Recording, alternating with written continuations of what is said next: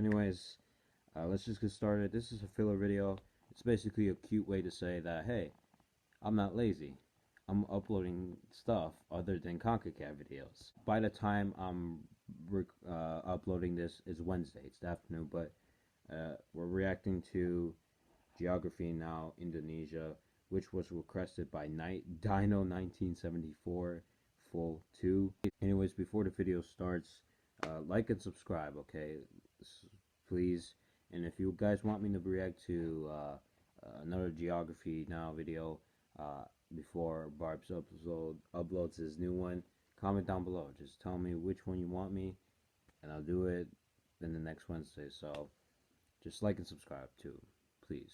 It's 14 minutes long, but you know what? It's 4 a.m. It's 4:11 right now, and the CONCACAF video for Matchday 3 hasn't even uploaded. So yeah, my sleep schedule is pretty messed up. Hopefully that changes when August comes, because your boy got school. So anyways, let's just get started. Enough talking.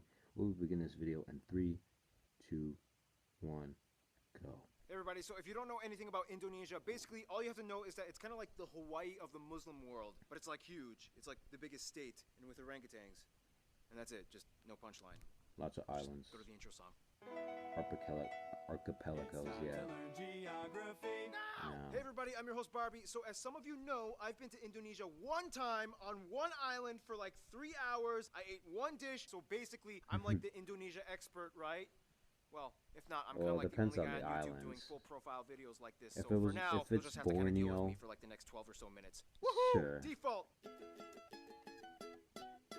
Alright, so again, if you don't know anything about Indonesia, it's basically like if the Middle East and South Asia had an incredibly colorful, loud, somewhat explosive set of babies. Like thousands of them. Okay, that doesn't really help. First of all, Indonesia is the world's largest archipelago nation, located right where the Indian Ocean meets the Pacific Ocean, on the incredibly clustered set of islands making 6 countries known commonly as Nusantara, or the Malay Archipelago.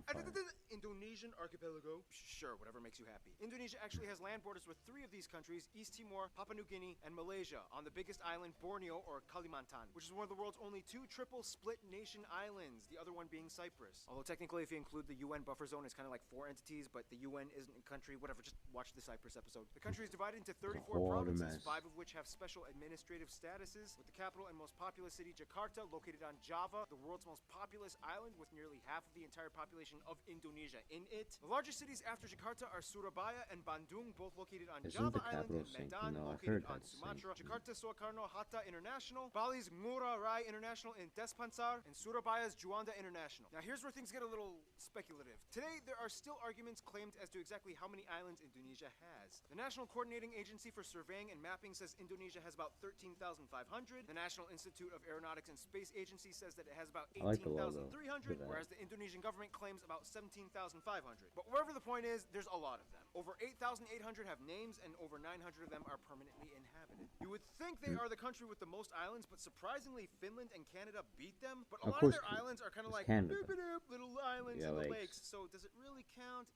I guess. Now let's talk about the 5 special administrative provinces. They are Aceh, Yogyakarta, West Papua and Papua, and the capital Jakarta. Now, no surprise, the capital Jakarta acts as its own political entity. Lots of countries do that. But what about the others? First, Aceh. Aceh is kind of like the black sheep of Indonesia. It's the only province in which Sharia law is fully implemented. Also, they kind of have like a ton of oil, so yeah, they've kind of asserted a very independent ideology that sets them apart as autonomous from the rest of Indonesia. Then you have Yogyakarta, which is the only region that is still governed by a pre-colonial monarchy. The Sultan of Yogyakarta, who acts as a hereditary governor. Otherwise, we get the 2 Papuas, which collectively used to be the province called Irian Jaya, but then in 2003 they got split into 2. Basically, this is the place that has the least in common with the rest of Indonesia. It has a culture and background closer to their cousins across the border in Papua New Guinea. So then why is this part of Indonesia? Well, long story short, Indonesia was basically like, well, now that we have our full sovereignty, we get everything that the Dutch colonized. But the people of Papua were not too happy, so then Indonesia was like, alright, we'll give you a vote to stay or leave. However, we would strongly implore you you to make the right decision. So they voted to stay in. A lot of people complained. Like There's still PSG, some guys. current opposition, and to this day, the area has a relatively high level of autonomy, and the government kind of just leaves them alone, except for when it comes to mining for resources. Oh, and the South Maluku area also kind of has like an independence dispute thing kind of going on, but the major opponents to the Indonesian government are primarily based in the Netherlands. Then you have the strange Riau Islands, which look like they should belong to Malaysia, but they don't, even though they have a strong Malay-derived culture. Then you have the Ambalat Sea Block, which has a ton of oil that both they and Malaysia argue over. So that essentially covers most of the administrative divisions of Indonesia. Some of the most notable spots of interest in Indonesia might include the National Monument and Museum, Royal Keraton Ngayogyakarta Palace, Ratu Boko, the Magelang and chicken-shaped churches, Borobudur, disputed to be the largest Buddhist temple in the world, Maimun Palace, the Taman Sari Underground Mosque, the Equator Monument, the Pura Ulun Danu Bratan Lake Temples. Yeah, try to say that 5 times fast. Pura Ulun Danu Batan Lake.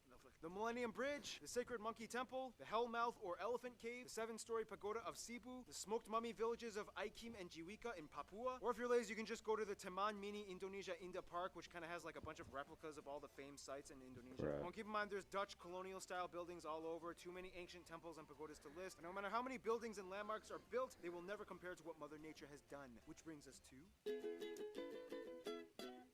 Indonesia's land is like that one ex we all had back in our 20s that we trusted a stupid friend to hook us up with. Super attractive, but almost killed you a few times. Oh yeah. Indonesia lies They had on like what is a labeled volcano as the eruption like prehistoric continental 1880 shelf known as something. Sundaland, And which then, like, during it the was Ice Age so times loud pretty much that, connected like, all of the islands together before people the in like Wallace a Line 30 until the ice melted and kilometer filled in the gaps. or Now, this is where miles things or get something like incredibly that. messed They up. like Not got all only is deaf Indonesia or right something. in the worst part of the Ring of Something like Fire, but the that. country I is don't know. basically smashed between 3 converging major Hey, we continental got the Ring of plates: the Eurasian, Fire. the Pacific, and the Australian plates, with dozens of minor plates and rifts like the Sunda, Timor, Banda, Molucca, and so on. This, in return, gives Indonesia over 400 volcanoes, disputably more than any in the world, with over 150 active ones, making it the most volcanically active country in the world as well. This Rest means in on a peace daily to the basis, people who live Indonesia there, experiences on average about and 4 to the Ring of earthquakes a Fire. day, ranging anywhere between the small, timid 3 to a noticeable 6 on the Richter scale. Yeah. And you never know where or when they will happen.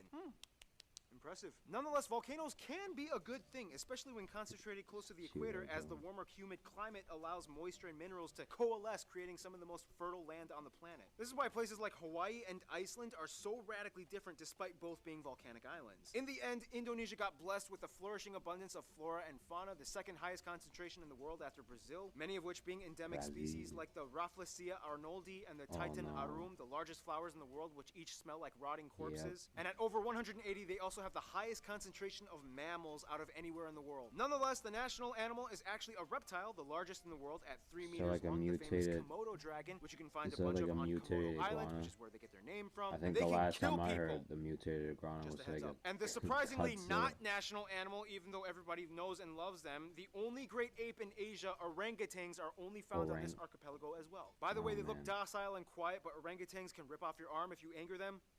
So don't. Otherwise, the largest mountain, Puncak Jaya, is located in the east in Papua. The longest river, the Kapuas, flows on Kalimantan, or Borneo Island, starting in the east, emptying into the South China Sea. The largest lake, as well as the largest volcanic lake in the world, Lake Toba, can be found on Sumatra. This is also the site of the largest speculated volcanic explosive eruption on Earth that essentially created a worldwide volcanic winter. The eruption was so big that you can literally observe ashes from the explosion that went as far as Malawi in East Africa. Remember, guys, Mother Nature is beautiful, but if she wants, she can kill you. Close to Puncak Jaya is Grasberg, the largest gold and copper mine in the world. And on Mount Ijen on Java, which spews out blue lava, all over you can find intrepid sulfur miners that literally go into the base of the volcanic craters, risking health just to get raw sulfur ores. Whoa. Otherwise, you have other anomalies like the Sidorajo mud volcanoes, the guys are three-colored nice. lake Kelimutu in Flores, and the Kakaban Island jellyfish lake. Too many strange places. To this day, Indonesia is the number one Indonesia producer of for you. palm oil, cloves, cinnamon, nutmeg, coconut, and vanilla. Some national dishes might include things like rendang, satay, or satay, gado-gado, lontong, ketupat, papeda, ikan Malaysia. bakar, pempek,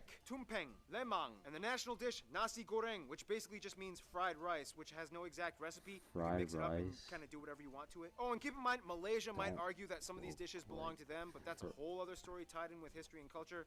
We got time. Why not talk about it? Now, there's a lot of curious mysteries when it comes to Indonesia's people. Like, how did they become predominantly Muslim? Or what's the whole deal with them in Malaysia? Or wait, this guy is Probably considered an has to do with, like, Indonesian? the Ottoman What? Empire. First of all, the country has about 'Cause, like, 263 didn't the million people, Ottomans, making it the like, fourth have, most like, a populous country in the world with the largest population of Muslims as well. Now, here's the thing. They In a sense, yes, colonized, 95% of the like, population is considered one of native the, like, Indonesian. That's an Indonesian incredibly broad islands. term, I considering forgot that what it's Indonesia called. has I about hate 300 that. different ethno-linguistic groups split up across all the island regions of the country. If you look at a map with the actual ethnic group breakdown, it kind of looks something like this. Jesus. Nonetheless, the two largest I don't parent even wanna ethnic get groups started are with the Papua Javanese New that make up Guinea about order. 40%, the Sundanese that make up about 15%. Otherwise, the rest of the population is primarily made up of smaller groups and tribes that have only around 2 to 3% each, like the Batak, the Sulawesi, the Balinese, Minangkabau, Betawi, Papuan, Dayak, and so on. Finally, about 5% are non-indigenous Indonesians like Chinese, Arabs, Indians, and even a few Europeans. They also use the Indonesian rupiah as their currency, they use the Type-C plug outlet, and they drive on the left side of the road. And here's where things get a little confusing. Culture and language. The one thing that kind of unites all Indonesians is that they share the national language Bahasa Indonesia, which means the Indonesian language. However, Bahasa Indonesia is actually kind of like a lingua franca to many of the people, as Indonesia is the world's largest trilingual country. In addition to Bahasa Indonesia, most people speak their own mother tongue as well as English. Yep, English. They caught on quick when they realized it was the money language. The funny thing is, even though the Javanese make up the largest people group, the Javanese language is The not an money official language. Technically, it could have been, but then that would have favored one people group over all the others, which would have caused tension, so they kind of had to choose like a neutral default. Plus, Javanese is like really hard to learn, and the original writing system, although very beautiful, is incredibly difficult to write. Nonetheless, Yeah, at nearly 100 million speakers, this basically makes Javanese the largest non-official minority language in the world. And that's why the Bahasa Indonesia language is so strange. It's not even technically indigenous to Indonesia, but more Malay-derived. To this day, Asia. people who speak Bahasa Indonesia can understand Basically, somewhere the around 60 to whole 70% of what their neighbors Asian are saying in continent. Malaysia. The biggest difference, though, would be the Because loan words, as Indonesia took Arabic quite a bit of influence from the Dutch it's back in in there as colonial well. times. For example, kantor versus kantor, doctor versus dokter, mantel, mantel, oma, opa, wortel, Wortel. Speaking of the Dutch, quick history lesson. Hindu kingdoms, Buddhist kingdoms, Islamic kingdoms. The Portuguese come in quickly, but then the Dutch flock in. Japan comes in for a couple of years and decimates a huge chunk of the population. Independence, Republic, the Suharto years. Controversial incidents and fights with ethnic Chinese, Timorese, and Papuan peoples. Suharto falls, Reformation period begins, and here we are today. In Indonesia, all citizens are required to register under one of 6 recognized religion categories: Islam, Protestant, Catholic, Hindu, Buddhist, and Confucianism. If you don't identify with either, then sorry. Prior to Islam entering around the 13th century, Indonesia was actually primarily Hindu and Buddhist. It's disputed on how exactly Indonesia became prevalently Muslim. Some people will say that it's because of the Arab traders that came by in the early first millennium. Others will say that maybe it had to do with the Malacca Sultanate conquest that fought against the Hindu and Buddhist kingdoms. And the truth is, both might be right. Inevitably, Bali became like the last sort of haven for whatever Hindus were left. The eastern Nusa Tenggara region and the Papuas remained predominantly Christian, as the Dutch and Portuguese shared the gospel. Islamic culture in Indonesia is a little different from what it looks like in the Middle East. For one, most mosques don't have the typical dome structure, and actually many of them resemble Hindu temples, like the Demak Great Mosque. When a family member dies, their relatives might often come together and pray for a whole week, and then again on the 40th day, and then on the year anniversary, and then on the 500th day, and so on. Also, the night before Eid al-Fitr, the youth might gather and go around neighborhoods reciting the takbir. Those are some things you don't really typically find in the Middle East. Clothing modesty customs are pretty loose. Not all Muslim women wear hijabs, however, the ones that do might also complement it with Western clothing, like branded t-shirts with skin-tight sleeves and jeans. When I was in Indonesia, I saw a hijab-wearing woman with short sleeves and capri pants exposing her calves. I was like, can they do that? Now, in terms of culture, again, it depends on where you are, and many indigenous peoples still follow ancient traditions. Everything from the Minangkabau candle dance to the gamelan players of Yogyakarta, Wayang Javanese shadow puppetry, Balinese festivals, Sumatran pencak silat martial art tournaments, Kenya motif paintings of the Kalimantan tribes, the deadly pasola game played by Sumba peoples, Karabeng cow racing on Madura Island, the strange burial traditions of the Toraja people, and everywhere you can find those pointy longhouses. I swear, Otherwise, some notable those people of better not be Indonesian descent real might include people. people like the first president Sukarno, Gadamaja, R.A. Kartini, B.J. Habibie, Iko Uwais, Yayan Nuruhian, Sesep Arif Rahman, Agnes Monica, Iwan Faz, Anggun, Megawati Sukarno Putri, the Hartono brothers, and YouTubers Brian Emanuel and Raditya Dika. Now, it's so hard to cover Indonesia's culture because there's so many different people groups, each with their own cultures. It's insanely colorful and rich. I wish we could cover more, but we gotta move on to some diplomatics, shall we?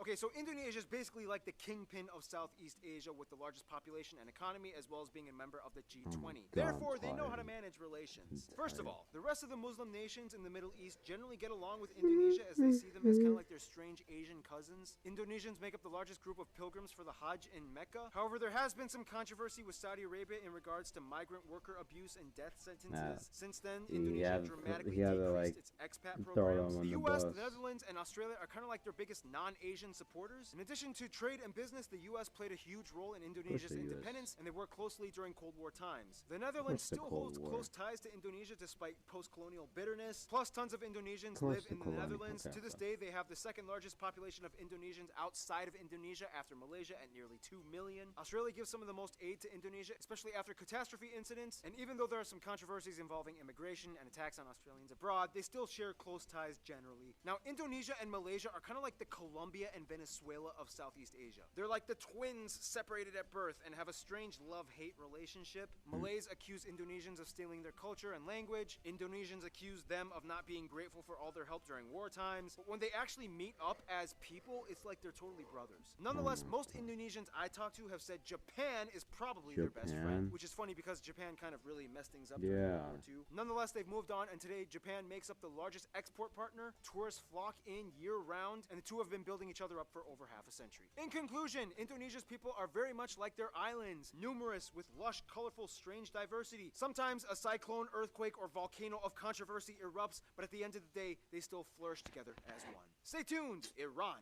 is coming up next. Yeah, alright guys, we made it to the end. So anyways, good folks, that's gonna be it for this video. Hope y'all enjoyed this video. Please like and subscribe. There is someone that told me to react to the Philippines. I will next Wednesday. I kind of want to keep the geography tradition like every Wednesday. Hopefully Barb's doesn't upload the South Sudan next Wednesday because I kind of want to do the Philippines. So anyways, that's gonna be it. Please like and subscribe. I'll see you guys next time.